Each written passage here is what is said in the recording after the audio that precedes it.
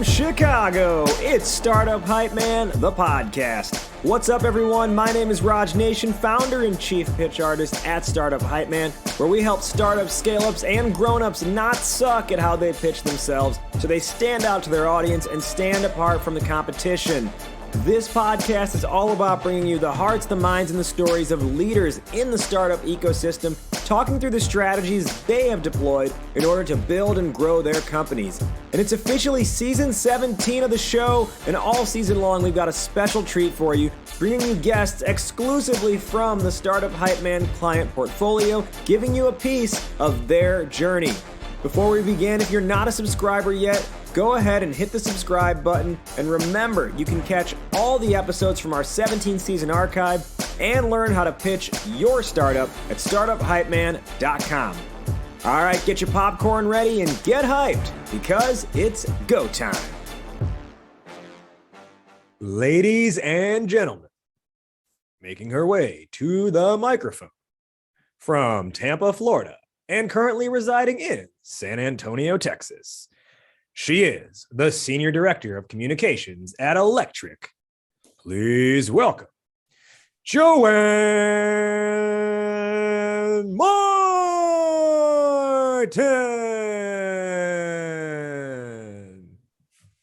Thank you. What an introduction. I love it. I love you open the arms out like you were like gracing the crowd with your presence. Can I have that recording and I'll just play it every morning when I walk into my office for work? One of the things we give every guest is the snippet of that introduction. So please, every meeting you enter, I would love if you just played that snippet. I will. All right. So she is JoAnn Martin. She is, as I mentioned, the Senior Director of Comms at Electric. Electric is probably the most badass company in the IT space that you will ever encounter. They are making IT less of a headache for so many companies, making it platform-based instead of consultant-based, or instead of like provider-based or service-based. They, as the name kind of implies, they do things lightning fast for their customers at Electric. And as a reminder, all this season on Startup Hypeman, the podcast, we're just interviewing different clients who have come through the Startup Hypeman portfolio. And so we had the privilege last year of working with Electric on some really cool stuff around their messaging and their narrative. And so it's awesome to have JoAnn, who was a big part of that project, be a guest now back on the show. And JoAnn's actually kind of got this like double feature going, because prior to that, she was head of marketing at SearchSpring. And as you may remember from earlier in this season, we had SearchSpring CEO Peter on as a guest. So it's just awesome to have JoAnn here. A little bit more background on Electric.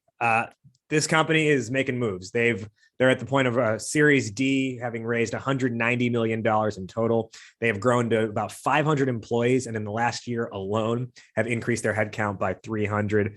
They grew over the last year from a $17 million ARR company all the way to $38 million company, and are projecting to be an $80 million company by the end of 2022. So big things are popping and little things are stopping, in the words of TI. So with all of that said, with all of the headcount growth, with all of the revenue growth, all of the customer growth, our topic today is using people stories as a growth lever. Now, I know that may be kind of an abstract sort of concept, but there's a lot baked into this. But right off the bat, JoAnn, why is this on your mind, and why is this important to you? Yes. What an introduction. You're hired. Can I I'm just going to use that for all of our company announcements moving forward. Yeah, it's on my mind because one is my job. As Senior Director of Communications, it's my job to find different ways to tell stories about our brand, our product, our users. And one of the most powerful ways I've found to talk about a technology, which is kind of just code and some graphic design, engineering and product teams, is to talk about how people use it and the difference it makes in their day-to-day lives, whether that's their work lives or personal lives, depending on your product. So it's really top of mind for me right now to pull the stories out of actual life and make those reality through our marketing. We're going to dive a whole lot more into that as this conversation progresses. Before we get there, let's learn a little bit more about JoAnn, the person. Now, JoAnn, back when you were at SearchSpring, when we first started working together, I just like immediately vibe with you on so many different levels. And part of that, I think, is just like your realness and your down to earthness. And I think your ability to just like understand communications and marketing at like a very fundamental level, to an extent where you don't necessarily like get caught up in like the latest buzzword or like, asking the question, well, how do we make this go viral? Right.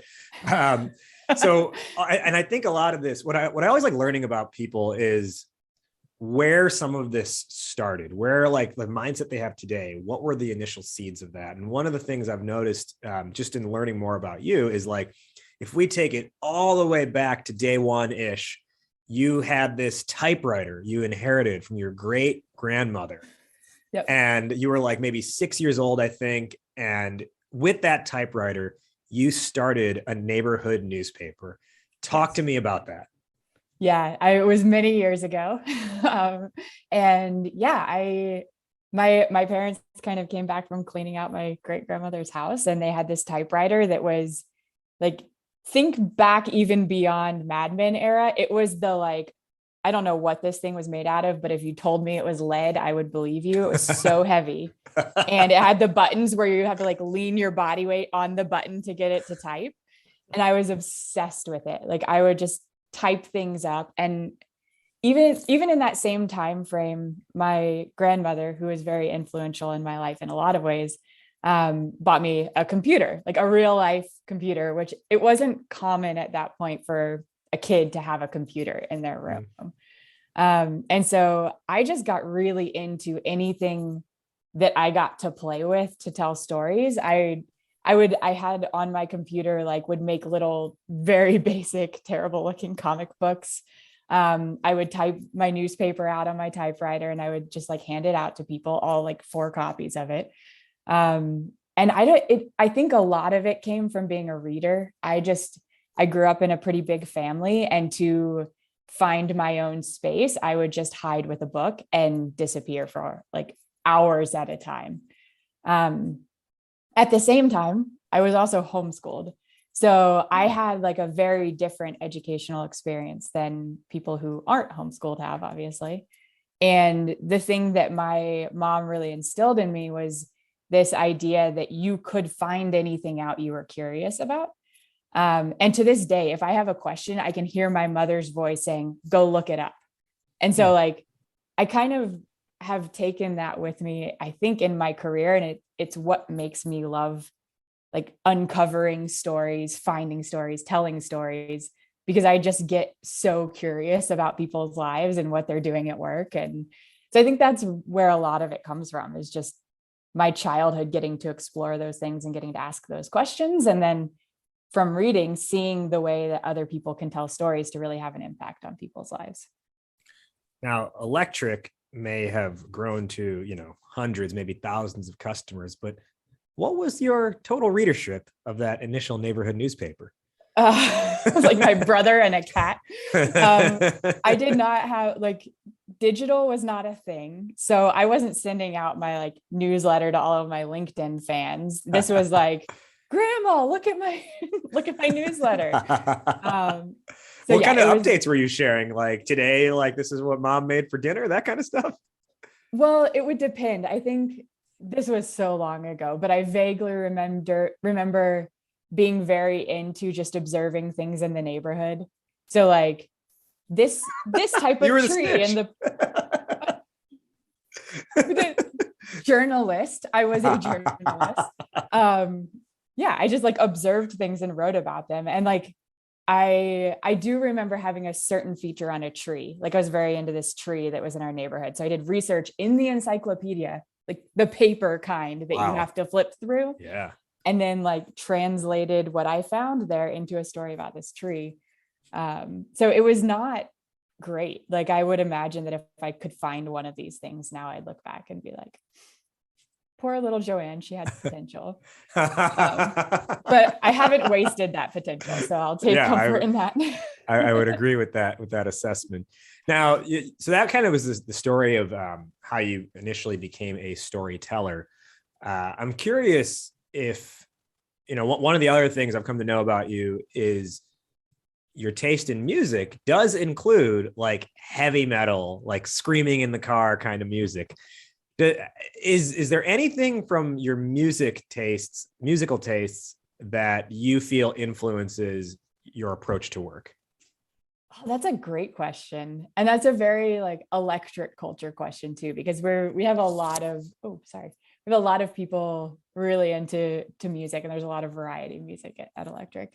Um, I do think that being into music growing up, and like I played piano growing up, so I learned how to play and read music and got really into understanding how music is composed and music theory. And like I do think when I hear music that tells a good story, it's there's something about it that takes me out of the like ones and zeros and reminds me that not everything is measurable. Like you can feel something if a story is really good, or if you can empathize with what someone's saying, it actually moves you to take action. Like that always brings me back to like the things beyond the thing you're doing, like the details, the colors, the way you feel, the way something's written, all of those things matter in terms of how people are consuming it. And that may not show up in data immediately. Maybe like your conversion rate reflects it, but like it can be really easy to forget the art piece of it. So I think my love for different kinds of music probably plays into that. I also kind of reminds me not to take myself too seriously. Like if you listen to music that's really popular, you're like, oh, they did that. We don't have to take ourselves too seriously. No, I love that. Let's do a little bit of a fast forward here. And this may be maybe the most difficult question of all to answer. Give us the 60-second rundown of how your career ended you up at Electric. Oh, 60 seconds. Okay. I for the majority of my career, I have worked in like B2B tech. So that is a natural kind of progression of things. And I love it. It's where I want to be in my career for probably the rest of time until I retire at 45 on a beach. But I think the thing that led me into Electric ultimately, and this sounds so cheesy, like I'm just like kissing up to my boss, but is our CMO, Andrea. I knew her through a group called Pavilion, which is formerly Revenue Collective. And when I started looking kind of to understand what the next phase of my career looked like, the number one thing on my list was I want to work for someone who I'd want to be like. And so I just knew immediately when I was talking to Andrea, from knowing her already, that that's a person I'd be proud to call my boss. And that's a person I want to learn from so I can be more like. Is that 60 seconds? Yeah, I think so. I wasn't timing it actually, but especially because I can't figure out how to use my new Apple Watch. But I think we were within the zone there. So then let's talk about now, let's get into our main topic today around people stories as a growth lever. I think the right jump off to that though would be maybe if you could just give a quick, better overview of Electric than what I quickly said in the introduction. Oh, you did an excellent job. So I'm going to restate what you already stated, which is Electric is an IT provider for small and medium businesses. So a lot of smaller companies don't have dedicated IT teams. They might have 200 employees and an office manager who's doing all of the like employee onboarding and procuring hardware for new team members and setting them up with access to all the right apps. So Electric has really created a platform that makes that super, super easy and fast. And then also gives the real-time IT support to that person's team through Slack or Teams. So they're not kind of filling their day with day-to-day distractions like, hey, can you help me figure out resetting my password on this app? So it's ultimately like the most amazing combination of creating a technology that one automates what an industry that was previously very service heavy, which is IT management, and also doing it for a group of people who are really just trying to build a business and don't need to be distracted with the mundane IT tasks on the day-to-day. Now, people stories, that is our base understanding. People stories as a growth lever is our topic today. When we were planning out this discussion, you had kind of told me like, well, there's almost like three different places where we have people. We have our customers, we have the end users, and we have our own employees, which I think are three pretty unique buckets. But let's just start off with the customers. When we talk about people stories, how does that, like what is a people story as it applies to a customer? Yeah. This is something I can get really passionate about, probably talk about for too long. So stop me if I ramble, but it's in B2B tech, there is this tendency to kind of have like a content category, which is case studies. And that is used primarily by sales to reach out and say, hey, look, we do have real customers, and these real customers actually did something with our platform. It's not fake, which is kind of what I would consider a very low bar for like telling a people story. They're necessary because when you're purchasing a software on behalf of your company, you want to know that like this software has been vetted by your peers in some way. I don't want to get duped into buying something that doesn't truly work. But I think there's so much we can learn from the entertainment industry, or even like B2C industries primarily, about the ability to help someone visualize using their product. And that's kind of a step beyond the, hey, here's the problem solution and a couple of key metrics that came out of them using the software. So when I think about telling our customers stories, it's always evolving, obviously, as everything is in tech. So always trying to improve. I think about how do we really highlight the individual whose day has been changed by using our software. An example of that could be if we're using Zoom. You and I are talking through Zoom and we're having this conversation, and there are a couple of ways that if I'm marketing for Zoom, I could convey that story to potential buyers. I could say, Electric uses Zoom because they had a problem where all of their employees went remote and they needed a way to have meetings. And so they brought Zoom on, and now they have twice as many meetings as they've ever had through Zoom. And their employee satisfaction has gone up 2%. Like, that's a very calculated way to tell that story. Sure. The way that I like to tell the story, and I want to move into even more, is Raj fulfilled his dream of building his business because he was able to record his podcast and share his clients' stories, even remotely during the pandemic. And so like, that's a completely different tone when you're talking about like, you are fulfilling your dream, you're building your business, you're achieving that vision that you have for yourself, and this technology allows you to do it. So that's kind of the basis of the formula for the customer story. Well, even in that hypothetical example you just gave, there's a couple of things that stood out to me. One, as you mentioned, with the idea of the person, right? You started with an actual like name, right? You used my name, which obviously it's me. So I'm going to be more alert when I hear my name. But in general, I think we gravitate towards hearing a person's name anyways. So there's almost like a little bit more like familiarity and attachment to it as a result. And then the other thing, and this was probably intentional yet subconscious, because I think you're just good at this stuff, is the way you said, you kind of like gave the, Raj fulfilled his dream of building his business even during the pandemic. Like you basically like that little word, even, right? Or I think another example of that could be something like saying like without, or like just, right? Like these little articles you throw in there that help almost like get out someone's like initial like objection, right? When they're intaking that. Is that the idea there? I think that's a piece of it. It's also like a less sterile way to state a problem. Like in the initial case study format, it's like Electric went remote and they needed a way to have meetings remotely. So like by flipping the sentence, this person has now overcome the problem in their story. Yeah. And so it's less so about the problem they've solved and more about this thing they achieved despite the problem being a potential obstacle.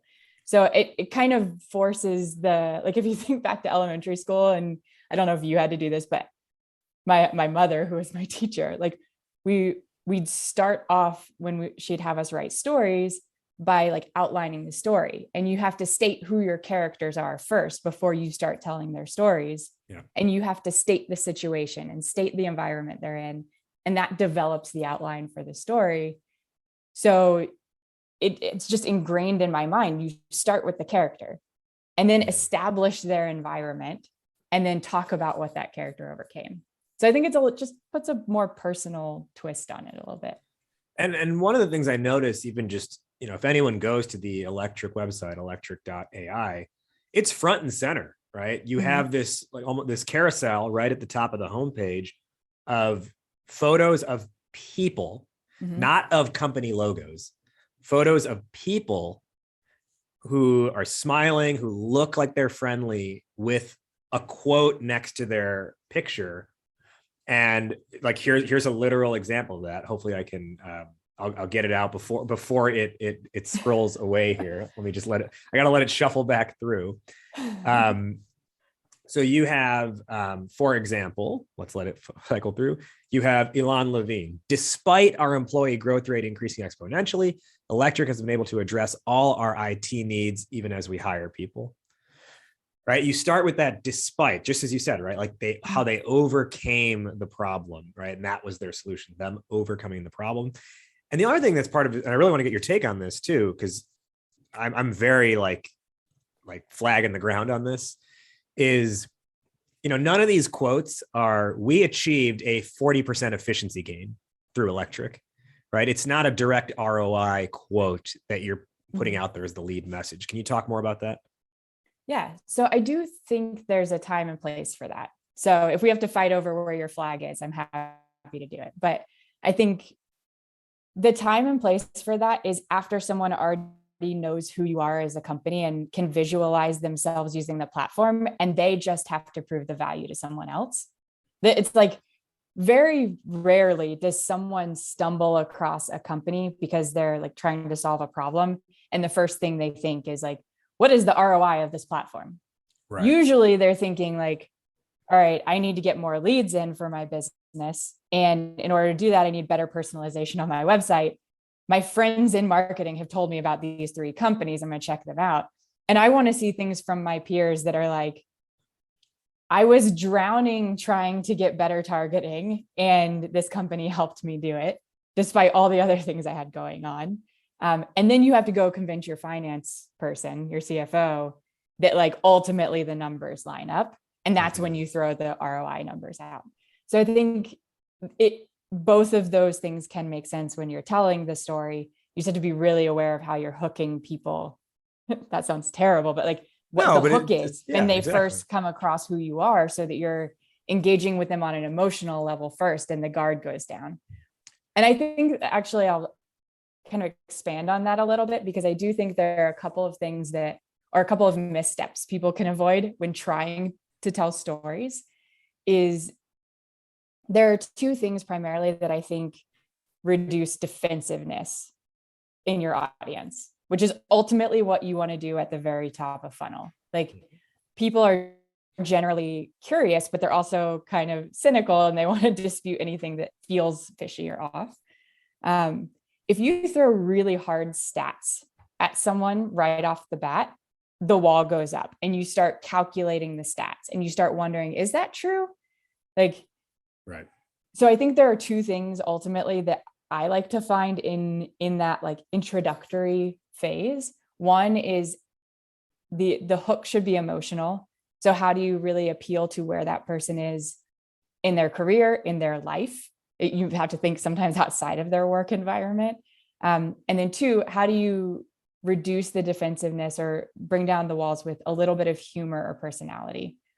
And at that point, now that you've led with like not taking yourselves too seriously, not throwing out numbers that someone inherently wants to debate, then you can get more into like, yes, it's true. Like, our customers do get 105% ROI, but they already are like engaged with talking to you, and you're not just at the cocktail party like, hey, I'm JoAnn. All my friends give me a 4 out of 5 rating on like when I attend cocktail parties.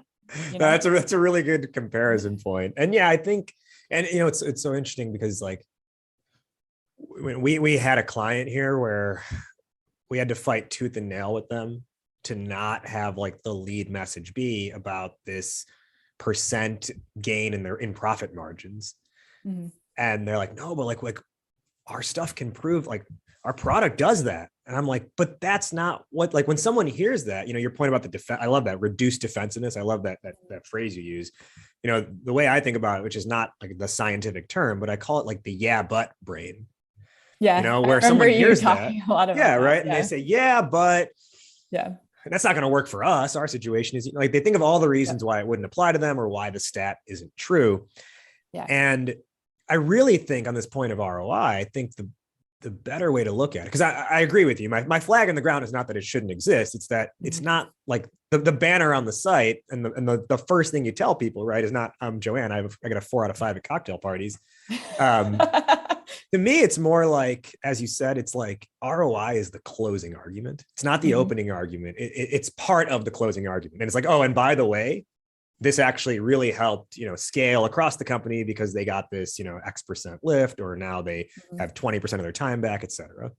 Yeah. And I think this is maybe digging into it a little bit, but it's a respectful way to talk to professionals who are visiting your site. Like it can, again, I'm not advocating for not talking ROI. I think it's so important, and it's so important to have those objective like business cases. That's how businesses steward their finances.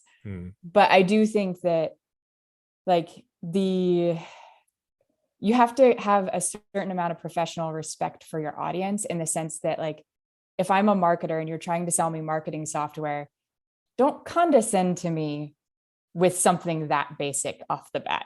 Like I know it has to prove ROI. I've been proving ROI to finance teams my entire career, and you're going to give that to me throughout the sales cycle.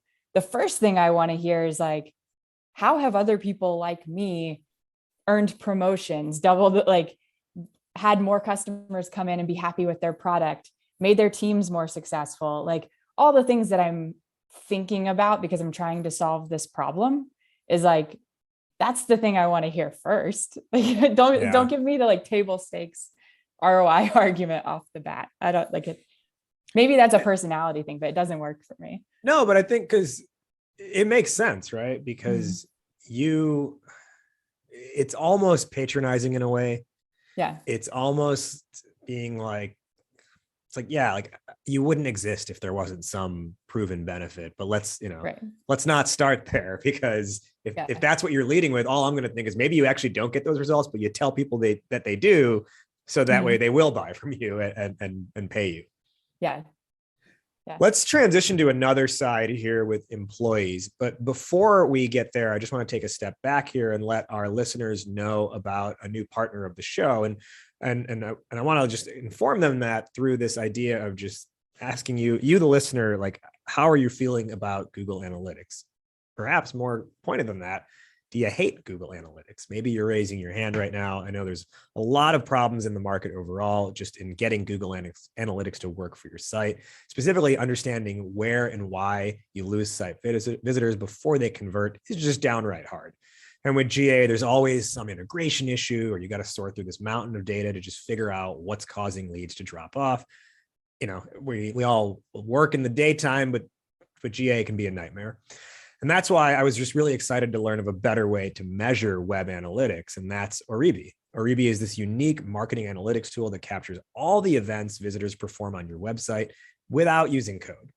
And they enable you to analyze visitor behavior patterns, build smart funnels, and get tons of insights so you always know what your next step is. And what does that mean at the end of the day? It means you'll be able to understand your visitors and know what to change in order to convert more. And that means no more blind spots on your site. And as a partner of the show, you can start your free trial at oribi.io/today, ORIBI.io/today, and use the coupon code Hypeman for 20% off any plan. That's Oribi at oribi.io/today, where you can get a free trial. And any plan on the site, just use the coupon code Hypeman, all one word, for 20% off. Oribi.io/today. Today on Startup Hypeman, the podcast, we're talking with JoAnn Martin, the Senior Director of Communications at Electric.ai, on using people stories as a growth lever. Now, before the break there, JoAnn, I mentioned I wanted to transition towards another side of this storytelling and generating people stories, and that's looking inward to your own employees. Can you talk through what Electric's strategy is here in leveraging employees as part of the overall storytelling towards building this brand equity, essentially? Yeah. So I'll start by saying, I think we're at like 10% of what we could be doing. So there's so many ideas out there and so much work we can do to get better at this, which I feel like is inevitably and always the case in my career, where I'm like, we could do everything. But time and resources are real things. So when I think about employee stories, honestly, at Electric, it's not hard. We have such cool employees and such great culture. Like, it kind of happens on its own, in the sense that, like, I was bragging to a candidate yesterday, which it was so refreshing to do, of like, not only do we have our like talent acquisition team, we have an HR team, we have a workplace experience team. And this team is just, honestly, I think they have the coolest jobs, but they work so hard in terms of like above and beyond experience for employees, and it's not like they do the sickest swag drops of any company I've ever seen, for sure, to employees, but it's also just things like employee events or like resources for employees. We have a lot of employee resource groups. So when I think about like telling our employees stories, I'm just like, yes, keep doing what you're doing and like post about it on LinkedIn every now and then. And that's kind of all I have to do. But I do like, it kind of follows the same scenario of like, if you're thinking about employer marketing, and a lot of companies right now will like explicitly say hiring is the biggest challenge.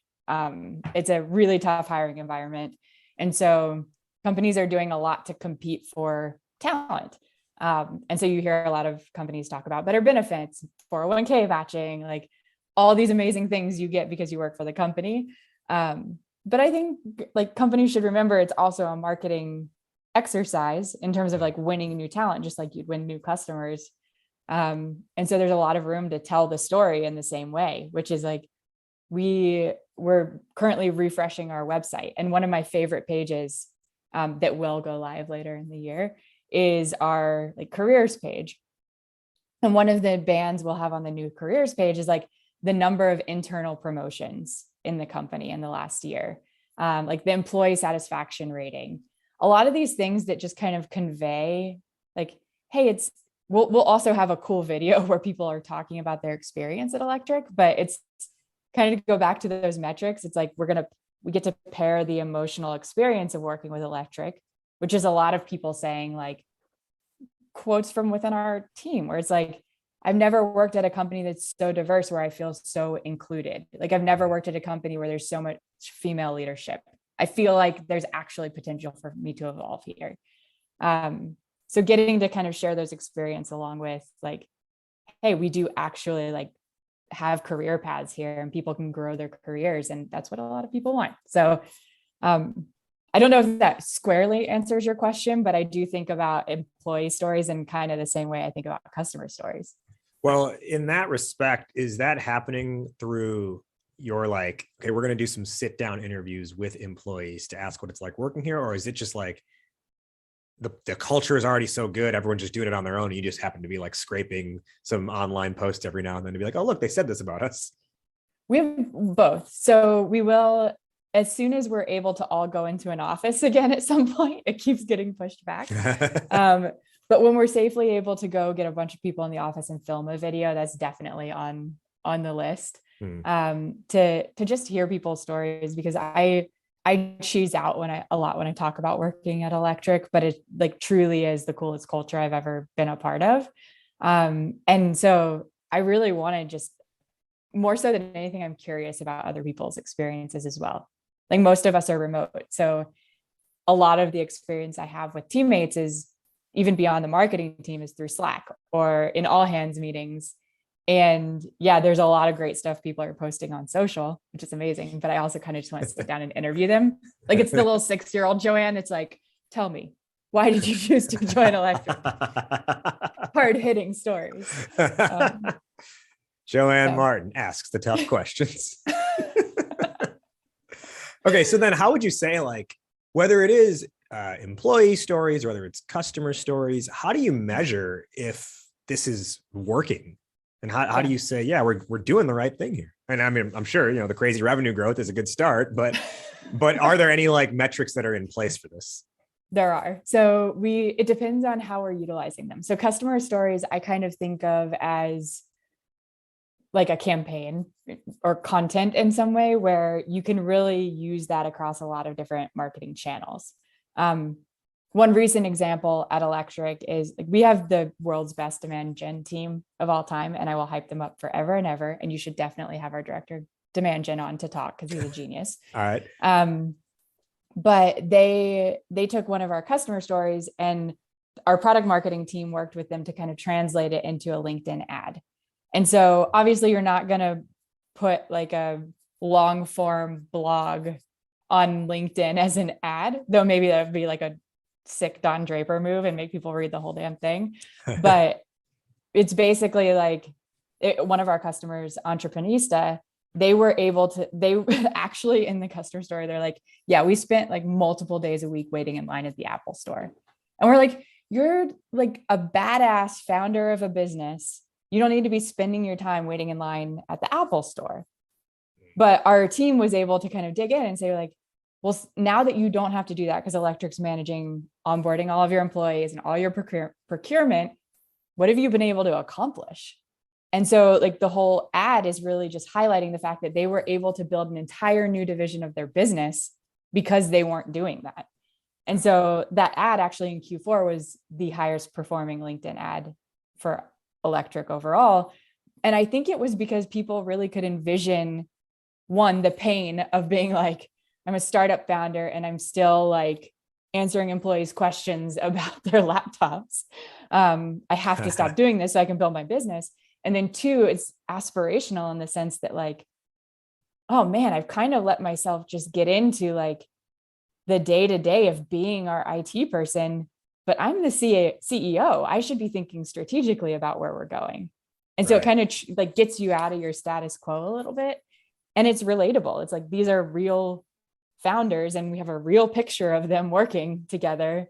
And then we get to tell that story and it engages people.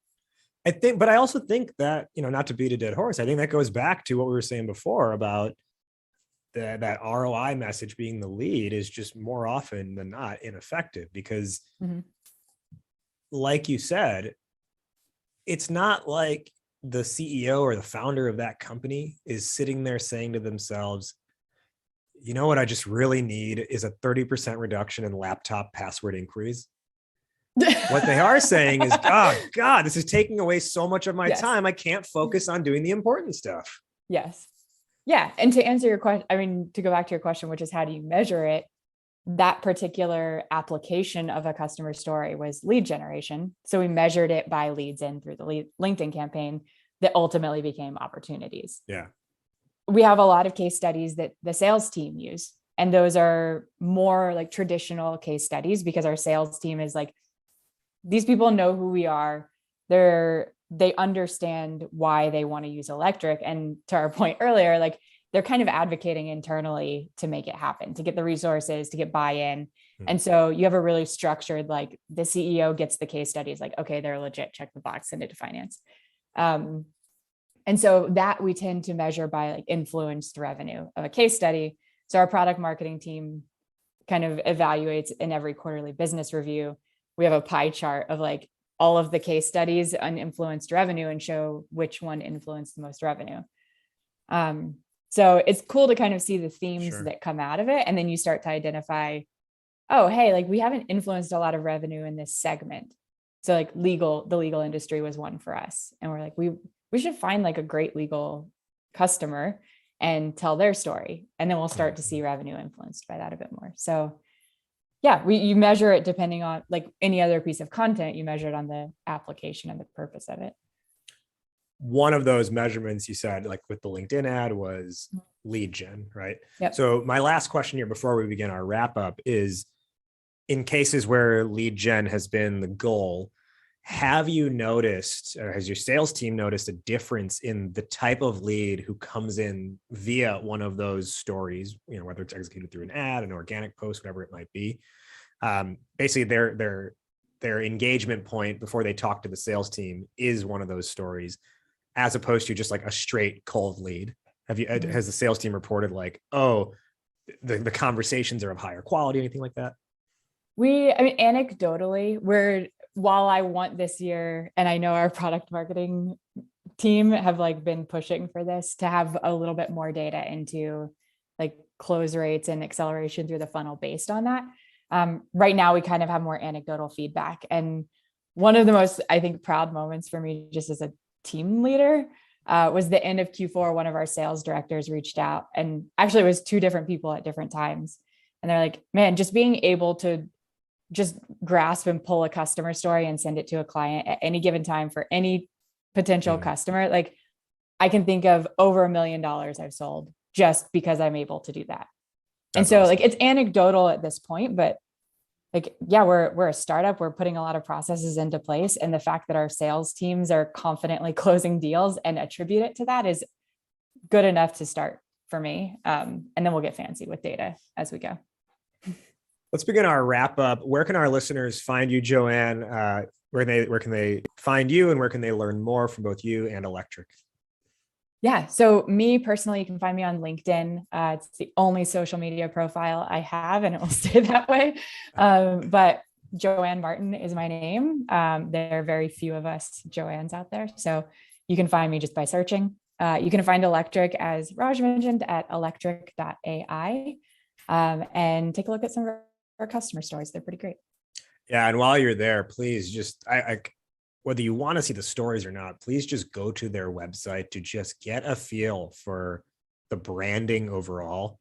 This is a company that operates in IT, and you would think, based on the branding, that they are like doing, like they're like touring the country as a like a rock star like band.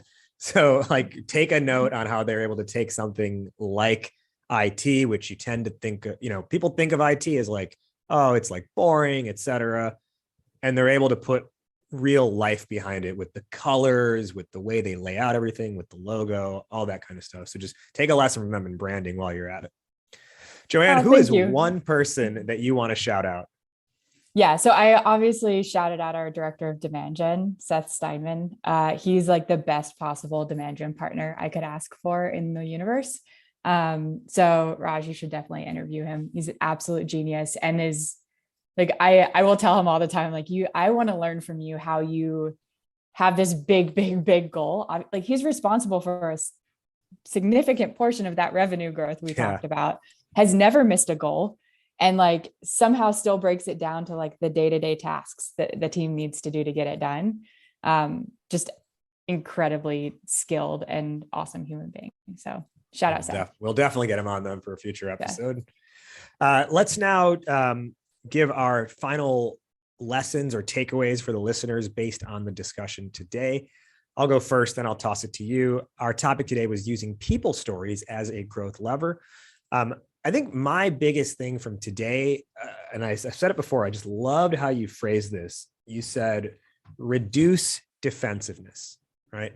Anytime you go to someone, they are looking for ways to prove that what you're saying is wrong, or that they just don't want to feel like they've been had. And your story should be an effort to reduce defensiveness. JoAnn, top 1 or 2 lessons for the listeners? Yeah, number 1 for sure is, I think harkens back to that point, which is be sincere in your curiosity when you're talking to customers about these stories, and that you're going to get the most interesting anecdotes. You're going to actually understand where they're coming from, and it'll help you craft a better story. So get out of the like, I need to do a case study, check the box with the format, and get into kind of a journalistic mindset of, man, I really want to understand where this person is coming from. What was their career like? What are the other things they want to do and can't because they're bogged down with things day to day? Like, get curious and be sincere in that curiosity in your stories. Now, throughout your career, even back to when you were 6 years old, you were an entrepreneur by starting a newspaper. You've made entrepreneurial moves throughout your career to get to where you are today. And every day at Electric, you have to be entrepreneurial in how you sell ideas internally and to the public. So my final question for you is how we end every episode of this show. Fill in the blank, JoAnn. Entrepreneurship is blank. A pain cave. A pain cave. Say more on that. Is that one of those heavy metal words? No, it's more like an endurance athlete word where like, to me, entrepreneurship, I'm not primarily an entrepreneur, but yes, at any given time, I have something entrepreneurial going on. And it's really easy from the outside to look at it and think like, you get to control your own schedule and you get to like, you can do anything you want. You're your own boss. That's so amazing. But I think at the core of it, entrepreneurship is just being very good at like, what is the right word? Persisting through pain and discomfort and like making shit happen for yourself despite that. So I think when I think about entrepreneurship, it's maybe not as flowery or romanticized. It's like, you have to really want to do what you're doing and you really have to dig in and be able to like advocate for yourself, even though it's uncomfortable constantly, because entrepreneurship is just constantly uncomfortable, I think. I learned something new every day. And today I learned that entrepreneurship is a pain cave. And I've never heard that word before. So I'm going to start using that. She is JoAnn Martin, Senior Director of Communications at Electric. JoAnn, this was wonderful. Thank you so much for joining today on Startup Hypeman, the podcast. Thank you for having me. That does it for this week's episode. Thank you so much for listening. If you liked what you heard, go ahead and leave a rating and review in your podcast app, or do us one better. Hit the share button. Send this episode to one friend who you think needs to hear it. While you're on your way out, don't forget to follow Startup Hypeman on Instagram and LinkedIn at Startup Hypeman. And remember, you can also connect with today's guest as well. They left their contact info. They love hearing if what they shared helped you in any way. StartupHypeman.com is the place to catch the full 17-season archive and learn all about how to pitch your startup. We'll see you next week, but until then, stay hyped. Raj Nation out.